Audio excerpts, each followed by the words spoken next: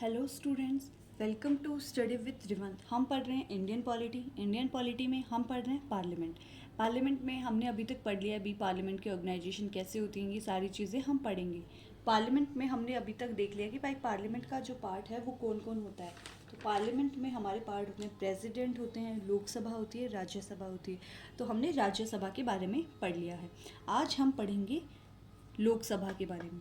तो लोकसभा के बारे में आज हम जानेंगे कि भाई उसका कंपोजिशन क्या होता है, उसमें कौन कितने मेंबर हो सकते हैं, कैसे कैसे होते हैं। हमने देखा था कि राज्यसभा जो होती है भाई टीवी पे आ रहे हो और ये राज्यसभा ये लोकसभा हम कैसे पहचानेंगे बिना देखे, बिना देखे इन द सेंस कि बिना वो देखे कि ये राज्यसभा है ये लोकसभा, कैसे पहचान सकते हैं कि ये राज्यसभा ये लोकसभा। हमने देखा था राज्यसभा में रेड कारपेट होता है, तो लोकसभा में जो होता है वो ग्रीन कारपेट होता है। इस वजह से हम देख सकते हैं जो लोकसभा है, लोकसभा में जो मैक्सिमम स्ट्रेंथ होती है वो हमारे कॉन्स्टिट्यूशन के थ्रू फिक्स की गई है। कॉन्स्टिट्यूशन ने ये स्ट्रेंथ फिक्स की है और ये स्ट्रेंथ है 552। मतलब इससे ज़्यादा जो लोग हैं वो नहीं हो सकते, इससे कम हो सकते। अभी क्या किस तरह से फिक्स की गई है 552? ये की गई जो 530 जो सीट्स हैं वो हमारे स्टेट से इलेक्ट होके आएंगे, जो भी हमारे एमपीज़ हैं वो स्टेट से इलेक्ट होके आएंगे। और जो 20 बाकी के जो 20 एमपीज़ हैं, इलेक्टेड एमपीज़ हैं, वो हमारी यूनियन टेरिटरी से इलेक्ट हो गई। और पहले एक ये भी था कि जो दो हैं वो नॉमिनेट होंगे, कौन?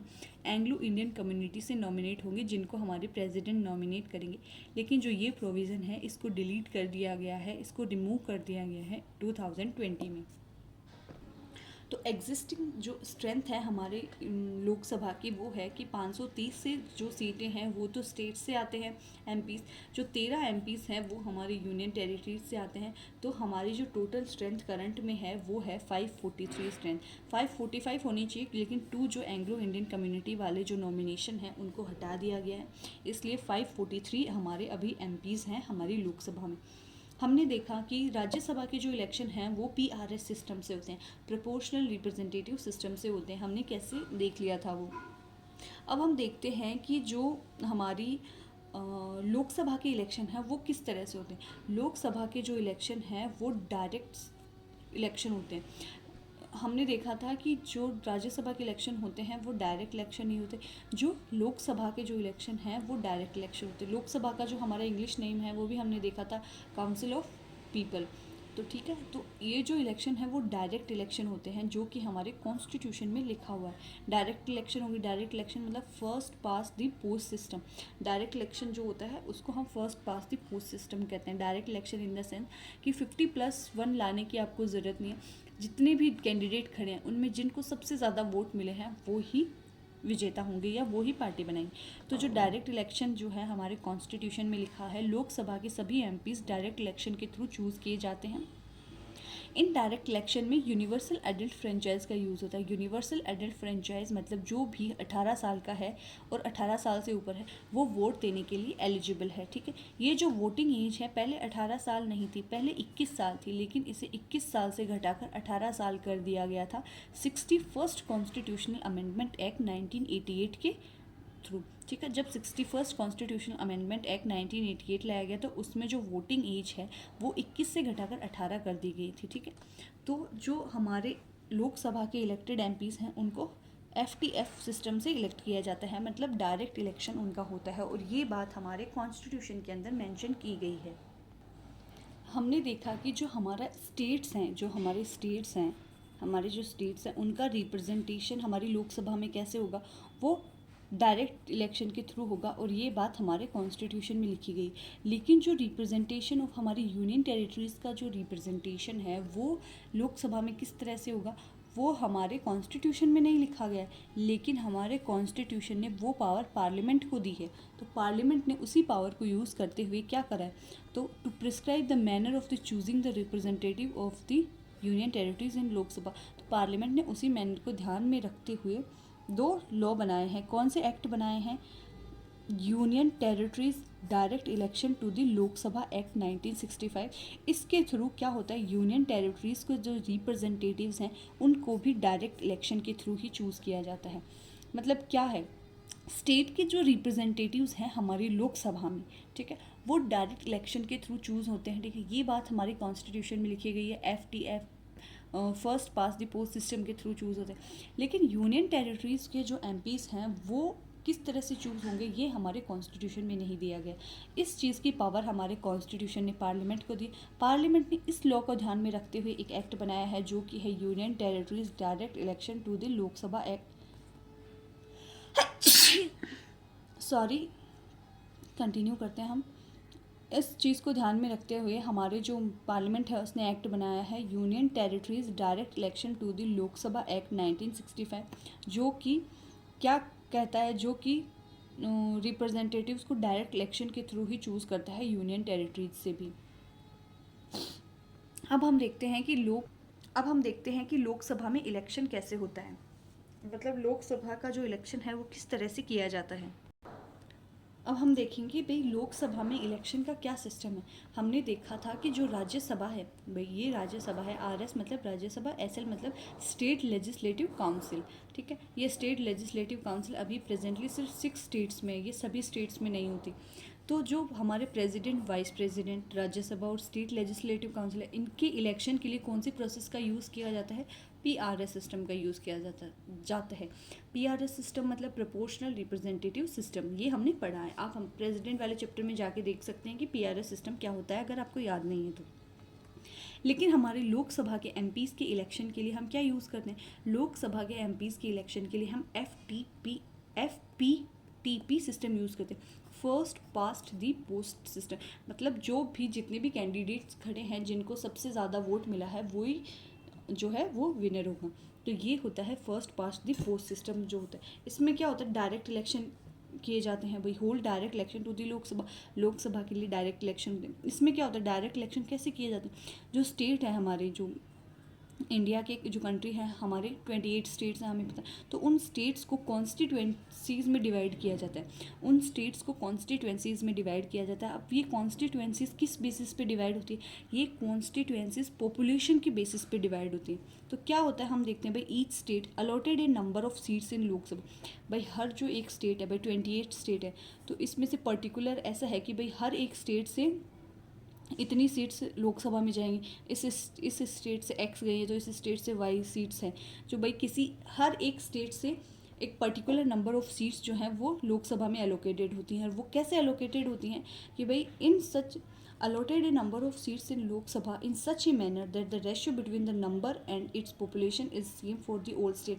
मतलब उनकी पॉपुलेशन में और उनकी सीट्स के अलोकेशन का जो नंबर है, जो रेशियो है वो सेम रहे, ठीक है। सारे स्टेट के सीट्स का भी इक्वल रहे और उनकी पॉपुलेशन का भी इक्वल रहे। ये जो प्रोविज़न है वो कहाँ अप्लाई नहीं होता? ये वहाँ अप्लाई नहीं होता जिस स्टेट की पॉपुलेशन जो है वो 6 मिलियन पीपल से कम हो। अब क्या होता है हम देखते हैं, स्टेट्स जो है उनको डिवाइड किया जाता है टेरिटोरियल कॉन्स्टिट्यूएंसीज़ में, ठीक है। टेरिटोरियल कॉन्स्टिट्यूएंसीज़ में डिवाइड किया जाता है। अब ये टेरिटोरियल कॉन्स्टिट्यूएंसीज़ जो हैं किस बेसिस पे डिवाइड की जाती हैं? ये डिवाइड की जाती हैं ratio between the population of each constituency and the number of the seat allotted to it is the same throughout the state. मतलब जो पॉपुलेशन के बीच का रेशियो है, ratio between the population of each constituency, हर एक constituencies की population का रेशियो बराबर होना चाहिए। और जो थ्रू आउट द जो सीट हैं भाई, थ्रू आउट द स्टेट उनकी जो सीट्स हैं उनका प्रोपोर्शन भी इक्वल होना चाहिए। जैसे कि फॉर एग्जांपल हम देते हैं, राजस्थान में जो कॉन्स्टिट्यूएंसीज़ हैं वो 25 कॉन्स्टिट्यूएंसीज़ हैं और 25 जो सीट्स हैं वो ही लोकसभा में उनकी 25 सीटें हैं। राजस्थान फॉर एग्जांपल, राजस्थान की जो 25 कॉन्स्टिट्यूएंसीज़ में डिवाइडेड है लोकसभा के इलेक्शन के लिए और 25 सीटें उसमें लोकसभा में अलॉटेड हैं। तो राजस्थान की जो 25 कॉन्स्टिट्यूएंसीज़ हैं उसका एरिया बड़ा छोटा हो सकता है, लेकिन उसकी पॉपुलेशन का जो प्रोपोर्शन है वो ऑलमोस्ट इक्वल ही होना चाहिए। अब इसमें दिया गया है कि जो रिप्रेजेंटेशन है स्टेट्स का हमारी लोकसभा में वो यूनिफॉर्म होता है दो रेस्पेक्ट्स में। कैसे? बिटवीन द डिफरेंट स्टेट, जो दो स्टेट्स है, ऐसा नहीं है कि भाई इस स्टेट का रिप्रेजेंटेशन ज़्यादा हो गया, इस स्टेट्स का रिप्रेजेंटेशन कम हो गया। दोनों सभी स्टेट्स का रिप्रेजेंटेशन इक्वल होना चाहिए। Between the different constituencies in the same state, एक ही स्टेट है लेकिन उसके अंदर की कॉन्स्टिट्यूएंसीज का रिप्रेजेंटेशन भी सेम होना चाहिए। अब जो USA है उसमें कैसे रिप्रेजेंटेशन हो, उसमें ऐसा होता है कि चाहे स्टेट बड़ा हो चाहे छोटा हो, उनको कोई मतलब नहीं है कि चाहे एक स्टेट इतना सा और चाहे एक स्टेट बहुत बड़ा हो, तो हर एक स्टेट से 2 रिप्रेजेंटेटिव जाएंगे। तो तो बस 2 ही जाएंगे। जैसे कि भाई 100 लोग हैं तो हर एक स्टेट से 2 मेंबर है, लेकिन हमारे इंडिया में ऐसा नहीं है। पॉपुलेशन के बेसिस पे, पॉपुलेशन के प्रोपोर्शन पे लोकसभा में सीट अलोकेटेड होती है। अब ये सीट कैसे एडजस्ट की जाती है, भाई कितनी पॉपुलेशन पे कितनी सीट होगी, तो इसका जो काम है ये हर सेंसस के बाद में इनको रीएडजस्ट किया जाता है। रीएडजस्टमेंट आफ्टर ईच सेंसस, हर सेंसस के बाद में एडजस्ट किया जाता है, क्योंकि भाई पॉपुलेशन तो घटती बढ़ती रहती है। तो कौन से स्टेट में कितनी सीट्स दी जाएंगी, कौन से स्टेट की कितनी सीट्स लोकसभा में होंगी, वो हर सेंसस के बाद रीएडजस्ट किया जाता है।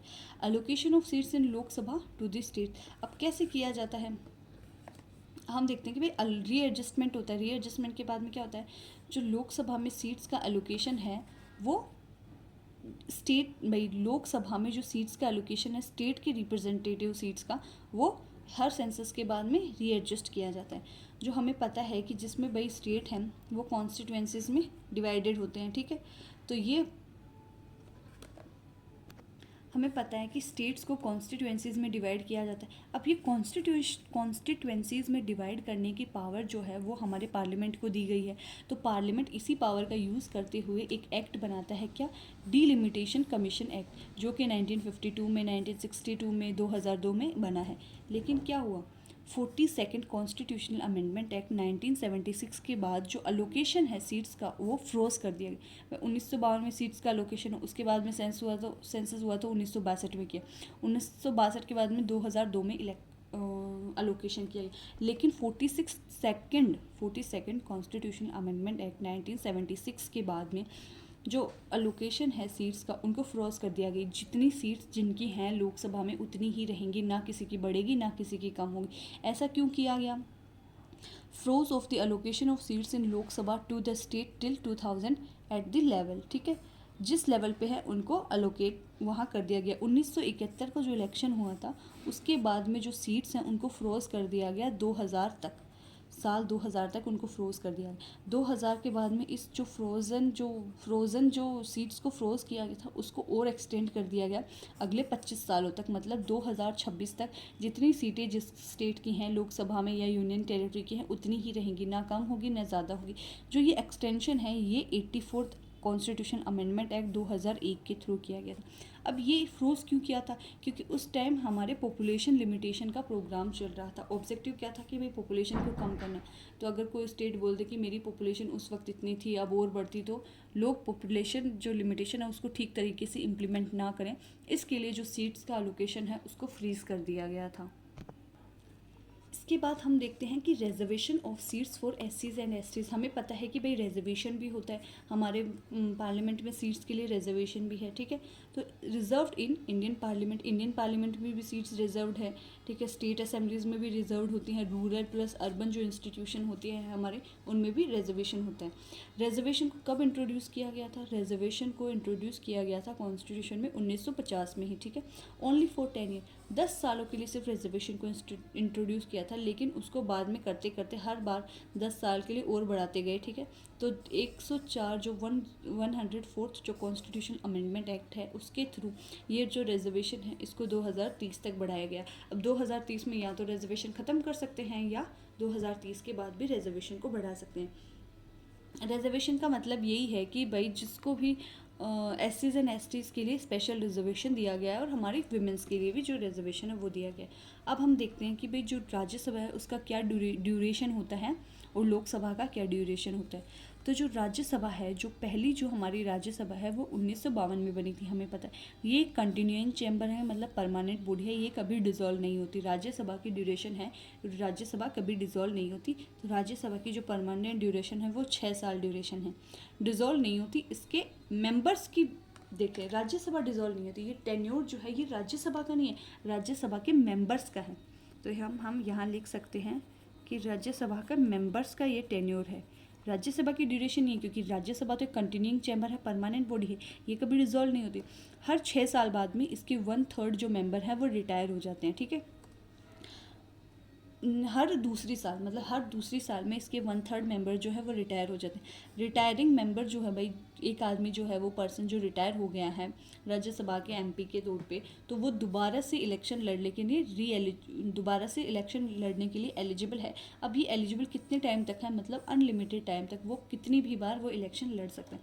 अब 6 साल, जैसे पहली बार 1952 में बनी, तो अब कैसे पता चलेगा भाई किसको रिटायर करना है, तो पहली 2 बार जो है वो लॉटरी से किया गया कि भाई कौन 80 लोग या कौन कितने लोग हैं वो रिटायर होंगे, 1/3 मेंबर्स रिटायर होंगे।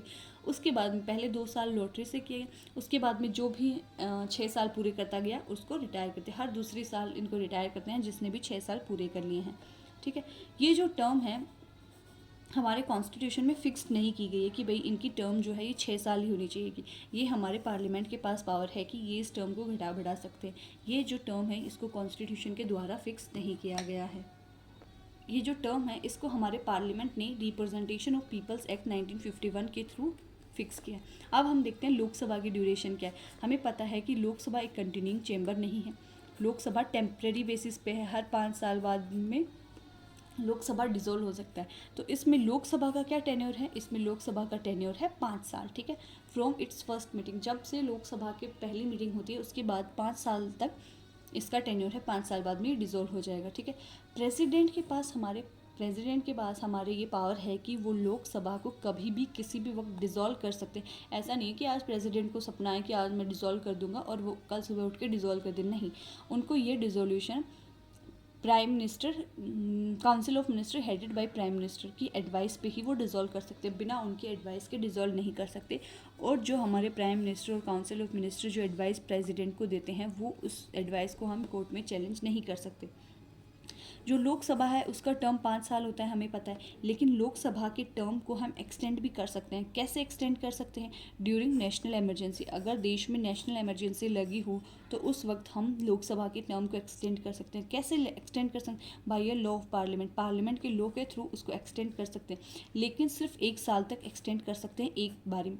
मतलब कि आज इमरजेंसी लगी है तो आज से हम एक पार्लियामेंट में लॉ लाए और हमने 1 साल तक उसको एक्सटेंड कर दिया, लेकिन अब दोबारा से इसको एक्सटेंड कर लेगा नहीं, हमें दोबारा एक लो लाना पड़ेगा। ऐसे हर बार एक लो ला के 1-1 साल तक एक्सटेंड हम कितनी भी बार कर सकते हैं, लेकिन एक टाइम में सिर्फ इसको 1 साल तक ही एक्सटेंड कर सकते हैं। ठीक है, extension can't buy on 6 month, मतलब भाई 1 साल तक एक्सटेंड कर दिया। ठीक है, अब इमरजेंसी हट गई, अब इसके एक्सटेंड, जैसे 1 साल पूरा हो गया, 1 साल पूरा होने के बाद में इमरजेंसी भी हट गई, अब इसके 6 महीनों के अंदर अंदर इलेक्शन करवाने पड़े। भाई इमरजेंसी हट गई और उसको 1 साल की एक्सटेंड किया हुआ था, तो इमरजेंसी हटने के 6 महीनों के अंदर अंदर इलेक्शन करवाना ज़रूरी होगा। ठीक है, तो आज हमने पढ़ा है लोकसभा के बारे में, duration of Rajya Sabha and Lok Sabha. Next हम पढ़ेंगे भाई जो मेंबर ऑफ पार्लियामेंट बनते हैं, राज्यसभा में हो चाहे वो लोकसभा में हो, तो उनके लिए क्या क्या क्वालिफिकेशन की नीड होती है, कैसे वो क्वालिफाइड होते हैं, क्या क्या क्वालिफिकेशन उनके लिए चाहिए होती है, किस तरह से वो डिस्क्वालीफाई होते हैं या कैसे उनमें वैकेंसी क्रिएट होती है, ये सारी चीज़ें हम देखेंगे। अगर आपको पॉलिटी के लेक्चर्स ऐसे ही फ्री ऑफ कॉस्ट देखने हैं तो आप मेरे चैनल को लाइक शेयर और सब्सक्राइब ज़रूर करें।